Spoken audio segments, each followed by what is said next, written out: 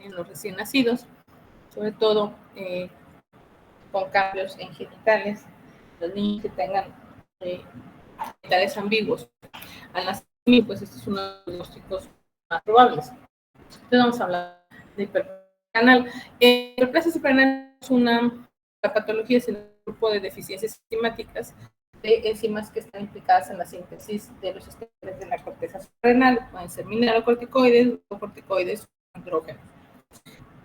Suelen tener una herencia autosómica recesiva y en común la característica que tienen es que se pierde la retroalimentación activa sobre ACTH y por lo tanto la ACTH va a estar incrementada y va a estar estimulando la producción hormonal de la corteza suprarrenal y eso va a generar una hiperplasia o crecimiento de esta corteza suprarrenal y de ahí viene su nombre. Esto es lo que ya habíamos comentado. Aquí vemos las tres áreas o las tres zonas de las suprarrenales y vemos las enzimas que se involucran. Eso ya lo habíamos comentado cuando vimos patologías. Esta que tienen aquí es una lista de deficiencias de las enzimas que van a causar hiperplasia suprarrenal. Esta es la más común por mucho, que es la deficiencia de la 21-hidroxilasa. Y prácticamente todos los casos que ustedes vean de hiperplasia suprarrenal congénita pues van a deberse a esta, a deficiencia de 21-hidroxilasa. También puede haber deficiencia de 11-beta-hidroxilasa, que es un cuadro muy similar, con genitales ambiguos y con alteraciones en glucocorticoides. Después tenemos deficiencia de 17-hidroxilasa, este nos da genitales ambiguos, pero en varones. Y no tenemos datos de pubertad en las mujeres, pero de nacimiento los genitales ambiguos son en varones. Esta ya es muy rara. Y por lo general lo que tenemos son alteraciones tanto en glucocorticoides, mineralocorticoides, pero también en andrógenos. O sea, aquí tenemos toda la producción de las suprarrenales disminuida. Y la deficiencia de la 3-beta hidroxisteroide deshidrogenasa, esto vemos mucho más raro y suelen tener incrementada los mineralocorticoides, entonces suele haber hipertensión. Y los andrógenos van a estar incrementados en las mujeres, entonces vemos también que puede haber genitales ambiguos. El hipercorticoide es una deficiencia de una enzima que es la STAR, que la primera es, digamos, el iniciar la esteroidogénesis suprarrenal, por lo tanto la deficiencia pues es prácticamente de todos los puntos de la corteza suprarrenal y vamos a tener ningún metabólito está elevado porque es de inicio. Vamos a sacar aquí donde actual está la captación de el colesterol hacia las mitocondrias, entonces desde aquí está bloqueada la producción hormonal, de muy arriba pues no tenemos ningún metabolito que acumular. Perdón, no, o sea, aquí ven esta es más común de la hidroxilasa. Entonces, lo que tenemos es que es el limitante del paso de la 17-hidroxiprogesterona, que está aquí, hacia 12-deoxicortisol, que es el paso previo a la producción de cortisol. Entonces, si yo tengo aquí una deficiencia en enzima, este producto metabolito intermedio se va a empezar a acumular y esto puede tener menos cantidad. Se acumula, se va a mover hacia otras metabólicas, que es la producción de andrógenos, que voy a tener muchos andrógenos, voy a tener poco cortisol. Eso es lo más común en la deficiencia de hidroxilasa, que es la más frecuente. Es decir, también puede haber otras enzimas. En el caso del STAR, como el problema es muy al inicio, digamos, de los procesos de esteroidogénesis, pues tenemos producción falta de absolutamente todo, no hay nada que se produzca. Y puede también haber alteraciones en la esterona sintética o deficiencia de la misma, y en el caso de tener todo bien, los minerales corticoides.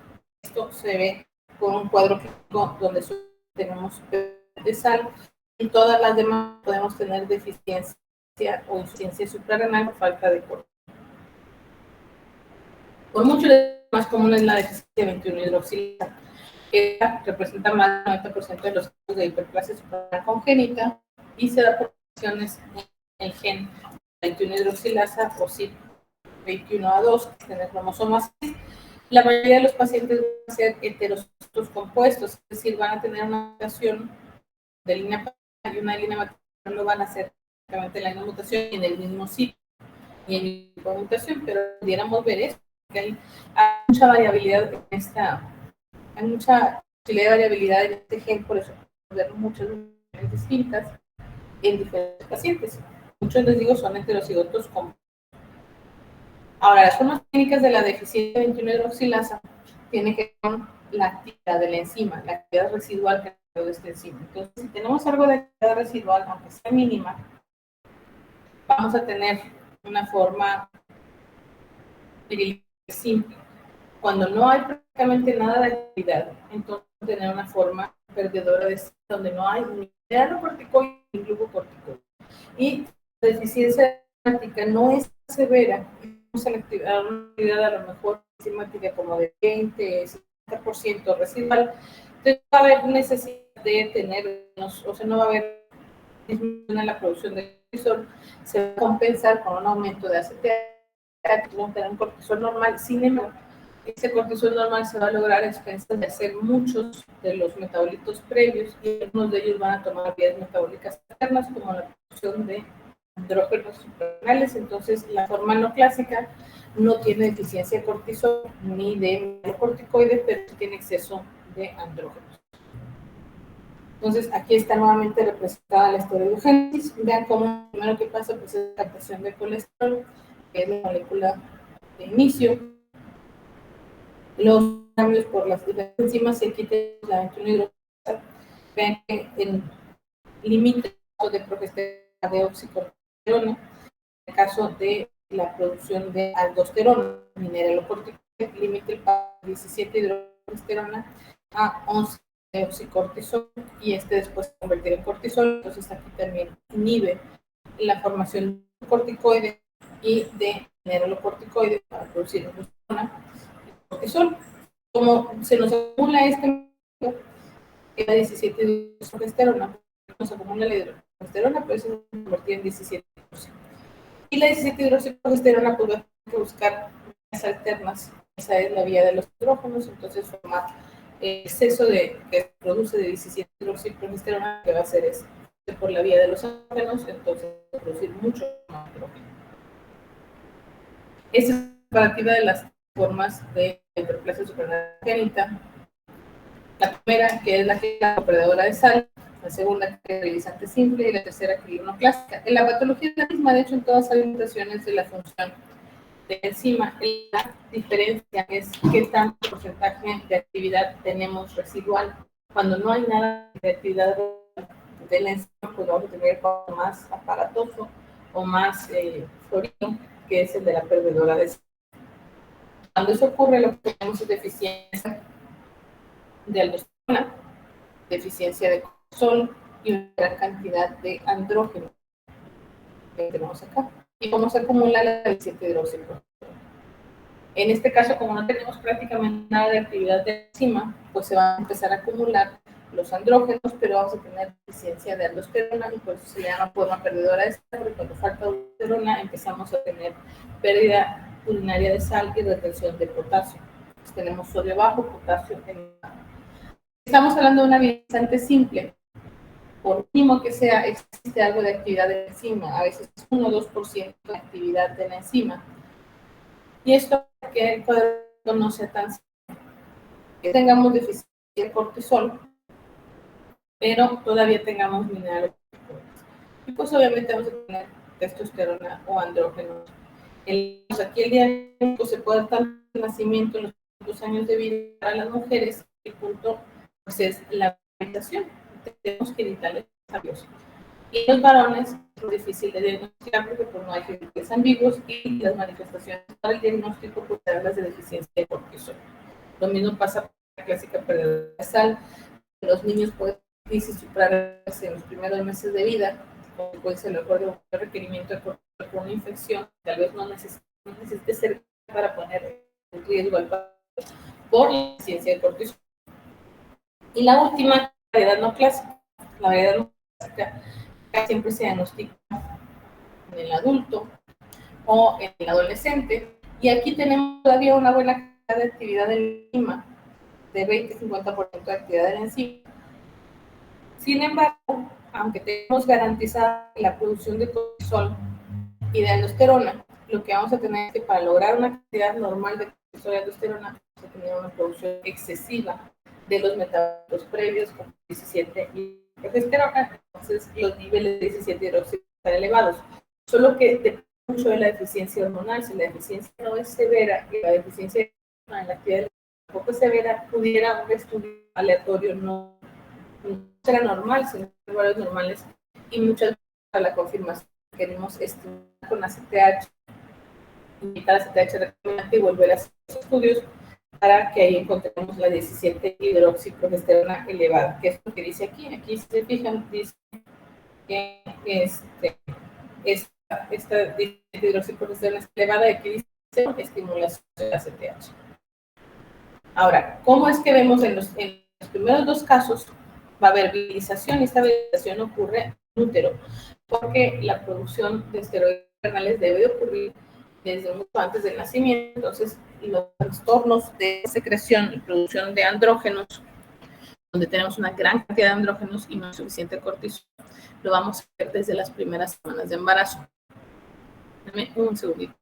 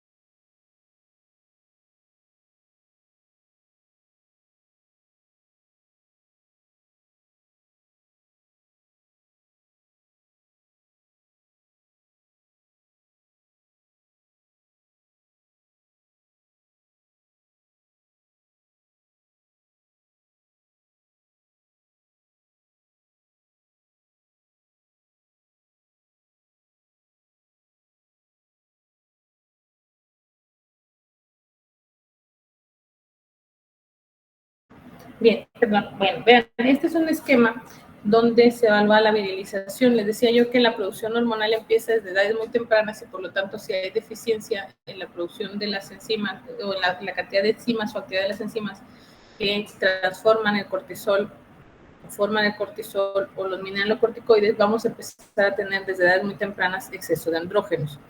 La función suprarrenal va a iniciar entre las semanas 6 y 7, pero la exposición a andrógenos que se da en una etapa crítica para la diferenciación de los genitales externos, que esto es entre la semana 9 y 15 de gestación.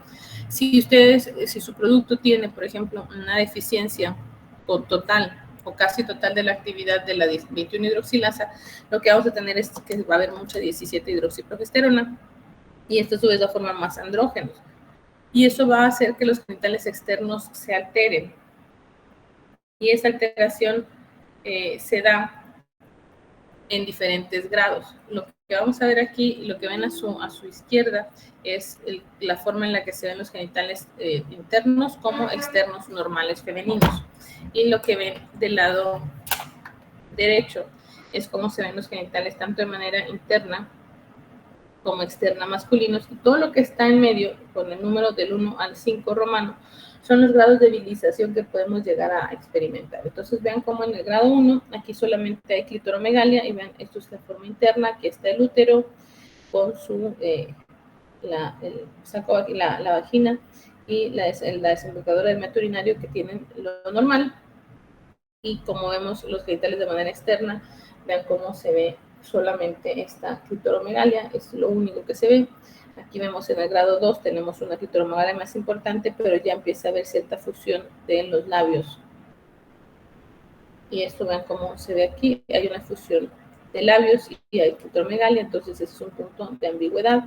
Aquí tenemos mayor clitoromegalia, vean, y mayor fusión de los labios, que incluso esto puede aparentar como si fuera un saco escrotal vacío, como si tuviera criptorquidia, por ejemplo, se pudiera ver porque ya tenemos un falo formado y tenemos fusión de los labios. Y esto que se ve aquí es el meato urinario. Entonces pudiera en este punto confundirse con un producto recién nacido masculino, con hipospadias, lo mismo en esta etapa, donde vean cómo hay una fusión escrotal, bueno, fusión de los labios completa para formar como si hubiera un escroto. Hay clitoromegalia importante y este es el meato urinario, entonces pareciera nuevamente que es un producto masculino con hipospadias. Vean cómo está aquí, pero tiene útero. Y en este, que es el grado mayor de virilización, hay crecimiento muy importante del clítoris. Ven cómo se ha movido la uretra hacia este punto y prácticamente se ve como genitales masculinos con una fusión completa de los labios mayores, y esto parece un escroto, nada más sin testículos, porque no se puede palpar nada. Vean cómo nada más es la fusión, pero aquí sigue estando el útero. Entonces, todos estos grados podemos encontrar nosotros de virilización. Cuando ustedes se encuentren con un producto con genitales ambiguos y ustedes no estén bien seguros, hay un apartado en el certificado de nacimiento que dice sexo masculino, femenino, y en otro punto dice indeterminado. Entonces, cuando ustedes no estén seguros, no asignen un sexo, mejor pongan indeterminado y ya se evaluará después qué es lo correcto, porque no siempre van a tener la respuesta de manera inmediata. La mayoría de las guías para identificación y manejo de genitales ambiguos les dicen que tienen que tener cariotipa, y eso no va a ser rápido para que puedan ustedes definir, entonces hay que esperar. Si tienen dudas, siempre pongan indefinido. Ahora, ¿qué pasa con los andrógenos? Ya vimos lo que pasaba con los andrógenos en útero, que generaba esto, virilización en los productos femeninos, en las mujeres, XX. Porque en los varones, pues el problema es precisamente eso, como ya hay andrógenos de manera normal, va a haber cambios en los genitales externos. Si un niño, un recién nacido, XY, tiene una hiperplasia suprarrenal perdedora de sal, no se van a dar cuenta por la virilización hasta que el niño haga una crisis suprarrenal, que eso es mucho más peligroso. Digamos, da menos datos clínicos, pero es más peligroso. Si estamos hablando de que mantenemos muchos andrógenos también en la etapa postnatal, entonces lo que vamos a ver es un crecimiento lineal acelerado de manera temprana. Los primeros años los niños se crecen muy rápido, sin embargo la exposición a los andrógenos suprarrenales van a favorecer, así como que el crecimiento rápido, también favorecen el cierre de los cartílagos epifisarios o cartílagos de crecimiento de manera más temprana. Por lo tanto, tenemos que, aunque empiecen a crecer muy rápido, la talla final suele ser menor que la del promedio, de 1 a 2 desviaciones estándar por debajo. En muchos casos hay pubertad precoz ocasionada por el exceso de andrógenos, y podemos frenar la pubertad precoz con tratamiento.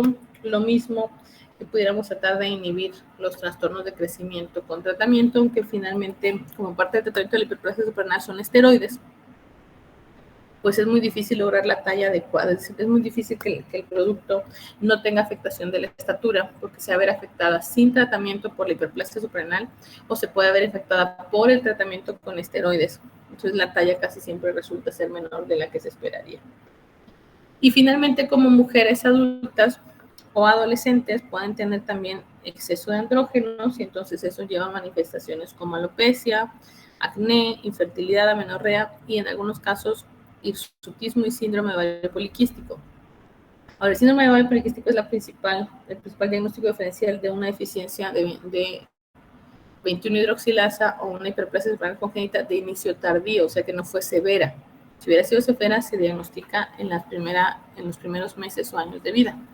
Entonces, pero sí puede llegar a pasar que como adulta se diagnostique por primera vez, porque son variedades no clásicas, donde todavía tienen actividad enzimática, pero no es suficiente para evitar la producción de andrógenos.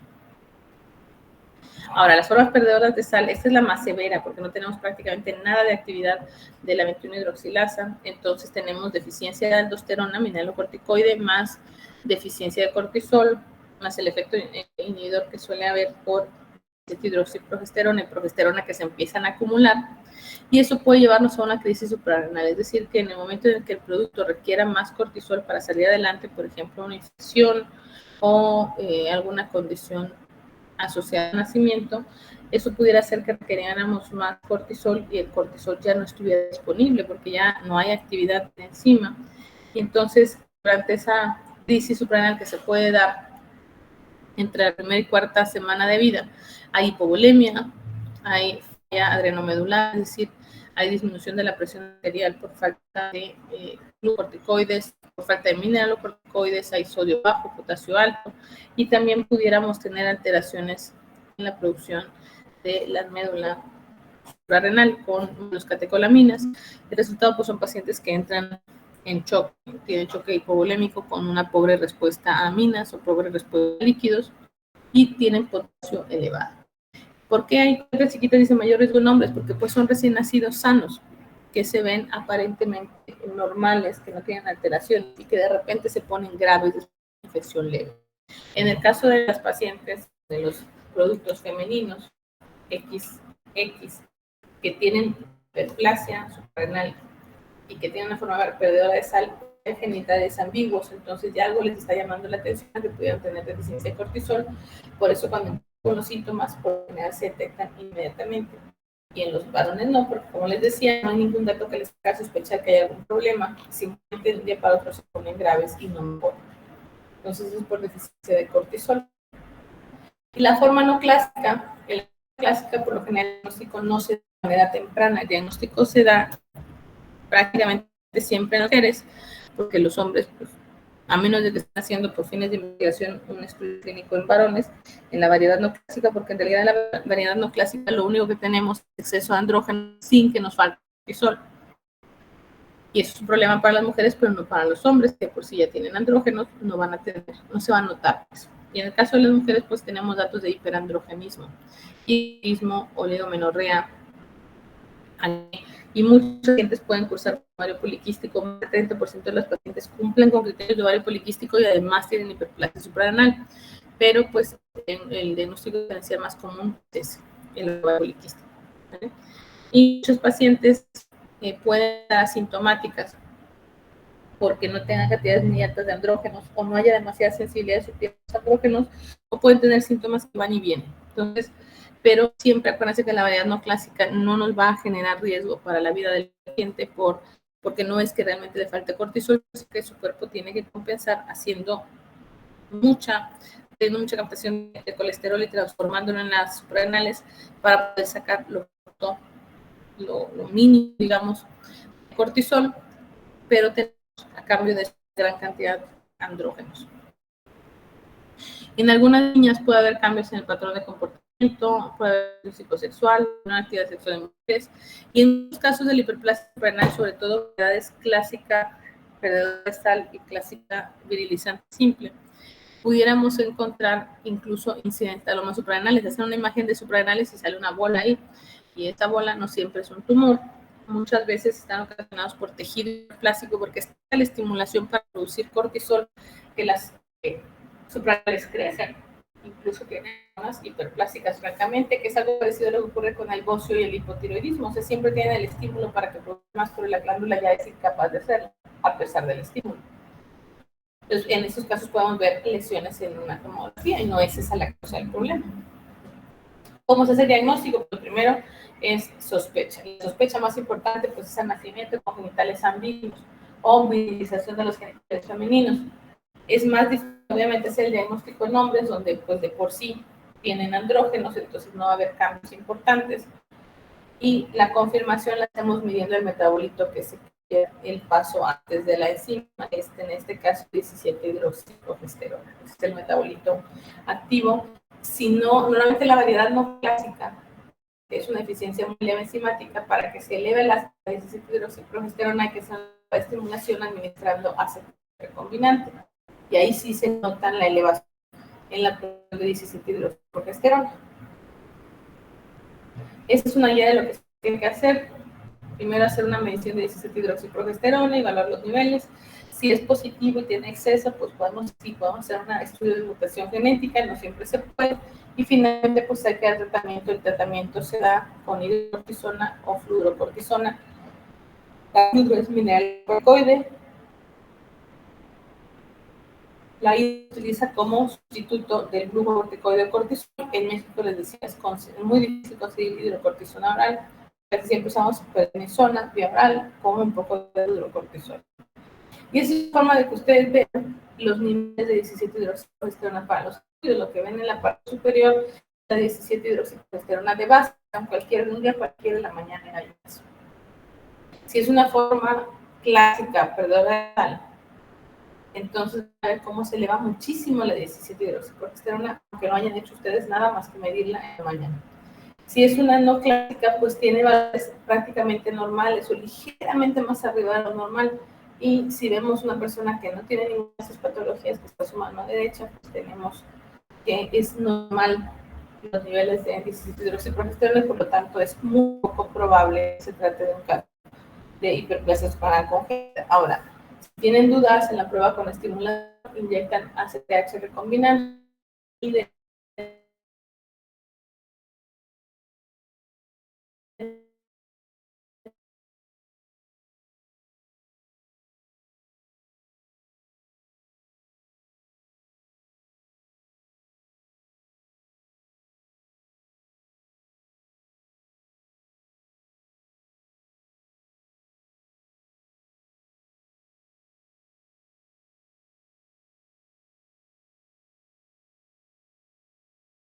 vamos a ver. Y hay que tener mucho cuidado porque tanto el exceso de cortisol, si damos demasiado tratamiento, como el exceso de andrógenos en el paciente con hiperplasia le puede hacer daño. Si el exceso de andrógenos, lo que ocurriría si damos tratamiento, podemos tener anormalidades en el inicio de la pubertad, por ejemplo, pubertad precoz, podemos tener baja, sobre todo porque se libera ciertas hormonas, los andrógenos estimulan el crecimiento, pero también son una señal para inhibir el crecimiento lineal. Entonces, la mayoría de los niños con hiperplasia congénita tienen una gran cantidad de andrógenos. Los andrógenos facilitan el cierre prematuro del cartílago de crecimiento y se acabó el crecimiento. Ahora, si damos tratamiento, lo vamos a hacer con corticoides. Entonces, también tenemos que vigilar que no tengamos demasiado síntomas de hipercortisolismo, obesidad, talla baja, osteoporosis e insulina, resistencia a la insulina. Ahora, como la talla baja está en las dos condiciones. En la condición con exceso de andrógenos es propiamente el paciente y en la condición es por el tratamiento que le vamos a dar. Entonces, la mayoría de los niños y niñas que tienen este tipo de condición de hiperplasia congénita, ya sea desde el inicio clásica o variedad no clásica, son pacientes que tenemos que equilibrar. Porque si damos poco por glucocorticoide, el andrógeno va a empezar a tener actividad más intensa y nos va a generar alteraciones. Ahora, si no damos suficiente, vamos a seguir teniendo hiperandrogenismo. Si damos demasiado, vamos a tener hipercortisolismo. Entonces hay que estarlo balanceando. Siempre va. La cosa es que un niño que tiene hiperplasia espinal congénita con tratamiento o sin tratamiento casi siempre termina con talla baja. Con, sin y a pesar del tratamiento, termina con talla baja. Entonces es algo para que nos frustren y que avisen a los padres que esa es una situación probable. Porque les digo, tanto por el exceso de cortisol como por los andrógenos que producen, se cierran más rápido los cartílagos de crecimiento. ¿Y aquí está la dosis de fluorocortisona? La fluorocortisona hace las veces del aldostano. Es un mineralocorticoide. Entonces, pues también se requiere cuando hay hiperplasia suprarrenal con variedad perdedora de sal. Entonces, esto se divide en dos dosis y si se pasan de dosis, podemos tener potasio demasiado bajo, sodio demasiado alto. Entonces, su medida va a ser medir electrolitos séricos. De modo que no nos sube el potasio ni nos baje el sodio, es algo que está pasando con frecuencia, pero tampoco es excesivo. Y ustedes pueden conseguir fluorocortisona, van a evitar tener que estar demasiado glucocorticoide para ayudar al paciente, que inhibe bien también, es una buena inhibidora de STH, tener esta fludrocortisona, ¿no? Ahora, es que no se importa, no hay proceso de importación en México, entonces se importa de manera creativa, por decirlo de una manera, y entonces es difícil de conseguir. ¿Qué es lo que hacemos cuando no hay fludrocortisona o no tenemos que conseguirla de inmediato, pero a lo mejor sí la vamos a tener, pero no pronto? Pues la fludrocortisona de los pacientes es sal, mucha sal, porque sus pacientes usan sal y retienen potasio, una gran cantidad de sal, que puede ir hasta 2 gramos al día, y algunas veces es muy incómodo ya tomado, entonces suelen hacer cápsulas porque ya queda la lengua escaldada de tanta sal, pero pues querido, ¿no? Y si el paciente o la paciente tenía problemas de nacimiento, alteraciones en los genitales externos, pues se valorará la corrección quirúrgica de estas anormalidades genéticas para regresar a la normalidad del paciente lo más rápido posible. Ahora, ¿cómo va a monitorizar el tratamiento? Pues midiendo el metabolito que es el que se está acumulando. Si nosotros inhibimos el estímulo sobre las suprarrenales, también va a bajar el metabolito activo. Los andrógenos vamos a estar viendo que tengan suficiente cantidad dependiendo del sexo del paciente, del género, de la edad. No es lo mismo la cantidad de andrógenos que pueda tener una mujer en la posmenopausia que una mujer de 20 años. Entonces hay que ir viendo que sea normal para la edad. Y siempre cuando la cortisona evita usar demasiada para no bloquear también el eje de aldosterona suprarrenal. La forma clásica, que no es grave, no tiene deficiencia de cortisol, ahí podemos optar por dar tratamiento con glucocorticoides de manera prolongada o no hacerlo. Y se pueden dar anticonceptivos o antiandrógenos para revertir los efectos de los andrógenos en la piel. No es obligatorio, eso es lo que quiera la paciente. Ahí. En cuanto a la fertilidad, podemos tener problemas de fertilidad, aunque la pérdida de la fertilidad en la forma de sal y en la fertilizante simple, la mayoría de las pacientes, al menos más de la mitad, van a tener capacidad de fertilidad. Entonces, la capacidad de fertilidad va a mejorar además con el tratamiento. Y si hay embarazo, podríamos quedar la cortisona o dexametasona durante el embarazo, porque no sabemos si nuestro producto va a tener hiperplasia suprarrenal. Es una forma de prevenir virilización. ¿Okay? Pues eso sería lo mejor. Ahora hay condiciones que van a disminuir la fertilidad en estas pacientes. De hecho, que haya más de trastornos hormonales, que haya lesiones estructurales, que tengan ovarios poliquísticos, que no haya menstruación. Todo esto nos va a generar un poquito más de problema de fertilidad, pero en general no se considera un diagnóstico que evite el embarazo. Si es posible que tenga el genotipo del paciente o de sus padres para saber qué mutación tenemos, y si es posible, cuando la mujer desee el embarazo, se puede y tiene la mutación, se sabe conocedor cuál es su mutación, podrá buscarse en las vellosidades coriónicas del producto entre la semana 10 y la 12 para averiguar si él tiene la mutación o no. O si tiene la mutación y el problema, lo ideal es empezar a dar cuanto antes glucocorticoide para que evitemos virilización. Casi siempre utilizamos dexametasona, pero pues esa es una posibilidad. No siempre se tiene que ver la mutación específica que tienen los padres y buscarla específicamente la mutación en el genético de las vellosidades coriónicas. Es más difícil hacer que sepan que esto es lo correcto. Bien, vamos a quedar. Esta es una deficiencia de CBT-hidroxilina. El cuadro clínico es distinto, pero eso lo vamos a ver más adelante. ¿Hay alguna duda hasta aquí? ¿Vimos?